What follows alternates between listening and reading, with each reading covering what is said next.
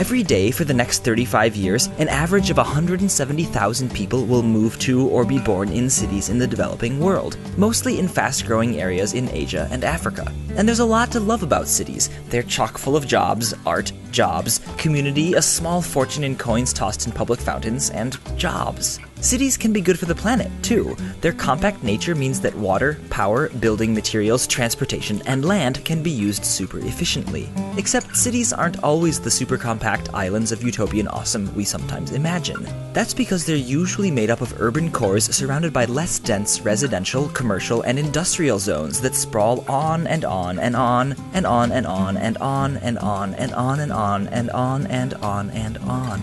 Many of us may think of the suburbs as leafy green lanes lined with picket fences and giant slobbery dogs, but suburbia comes in many forms, and people in suburbs of all types gobble up more energy, water, and other resources and emit more pollutants than those people in taller, denser, urban neighborhoods. They travel further to work and school, have more cars and drive them further, heat and cool bigger homes, and maintain bigger yards, negating the compact efficiency of the dense urban cores they surround. So suburb-ringed cities with low overall density are much less efficient than those that are tightly packed. And unfortunately, cities around the world are expanding twice as fast in area as they are in population, using up more land, more energy, and more stuff per person.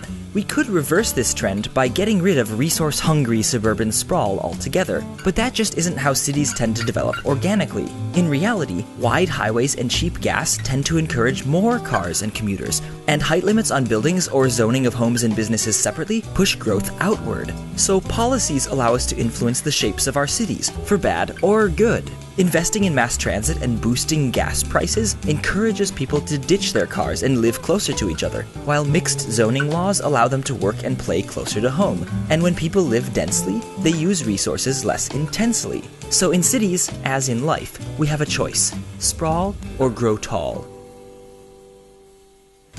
This episode of Minute Earth is supported in part by Tab for a Cause, one of our subscribers on Subbable and also a browser extension that gives money to charity each time you open a new tab in your web browser. And it doesn't cost you a thing. Click the link in the description to start raising money for great charities simply by surfing the web.